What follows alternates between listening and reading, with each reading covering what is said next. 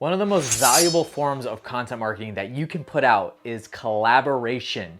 This is an extremely important thing to understand, especially if you are in an industry that you can tap into other influencers or networks in order to get to the audiences that they have. So I'll give you an example. A pure prime example for me is this book right here. So I talked about this in a previous video, a little bit about what we're doing and how to take a podcast and turn it into a book. But I want to show you a little bit more in depth of what it looks like to collaborate on content. So I kind of double and triple dipped on this one, but with this book right here is the REI marketing book. So you can take a look, it's about 200 pages long and it is an awesome project. Turned out a lot cooler than I thought it was going to. So basically what this is I have a podcast that's called the REI Marketing Weekly, where I bring on real estate investors that talk about the marketing they're doing in their business. Now, every single one of these real estate investors, I'm very strategic on who I pick.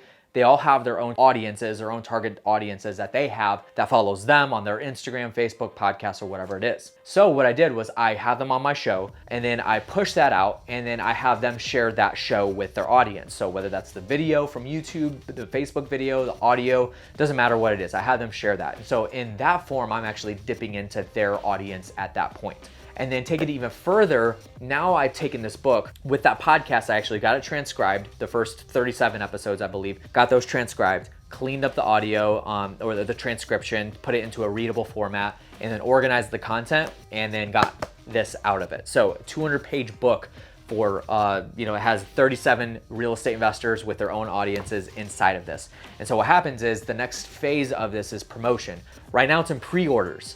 And I've already got over almost 300 pre-orders and it's been on pre-order for 4 days. And the only reason that has happened is because the people that are in this book have shared it with their audience as well. Namely, a couple of people. So one guy, RJ Bates, he's got a Facebook group that he shared it in, and I'm in that Facebook group too. So I saw it and I had probably about 48 comments on people saying, I got the book, or this is cool, this is a great project, excited about it.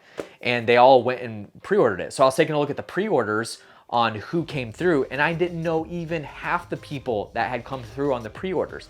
And I can only guarantee that those people came from the collaboration efforts through this book. And so one of the efforts, the next efforts is once this book actually gets published, I'm sending it to every single one of the people that are in this book, and I'm telling them, share this with your audience, please. And that alone will blow this thing to a whole nother level. And I have no doubts of that. So how can you collaborate with other influencers inside of your industry in order to tap into their audience as well? That's the whole name of the game, is to get in front of an audience that you don't yet have an establishment in front of. You may be saying, well, I have a restaurant, or I have a donut shop, or maybe I'm a photographer or whatever. Think about ways that you can tap into similar audiences that you have with those people. So if you're a restaurant, take for instance, maybe you have a lawyer that's down the street and he loves your restaurant. Well, get him on an interview and record a video with him and just ask him how he likes the restaurant. Ask him a little bit about his background. How did you get into being a lawyer? Why do you come to our restaurant? Maybe you're a Mexican restaurant. Like, why do you love Mexican food? Have them talk about that. And then they will push that out to their audience, because their audience more than likely probably likes Mexican food too. So they're gonna come to your restaurant. So those are things that you need to be thinking about in terms of collaboration. Obviously, podcasts is a given. You can always have that.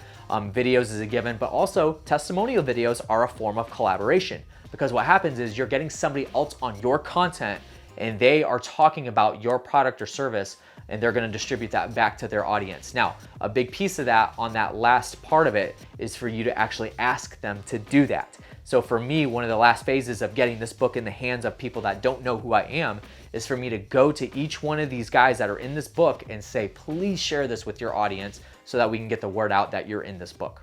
Right? So obviously I've delivered value because they're in this book and they get to promote their products and services inside the book. And so in turn, they're gonna promote my book for me. So that's what I got for you guys today. Hopefully that helped. Collaboration is huge. It'll help you tap into the networks and the audiences that you do not have an establishment in yet, but make sure that it is in alignment with what you're going after as well. That's what I got for you guys today. Hopefully that brought you value. See you in the next one.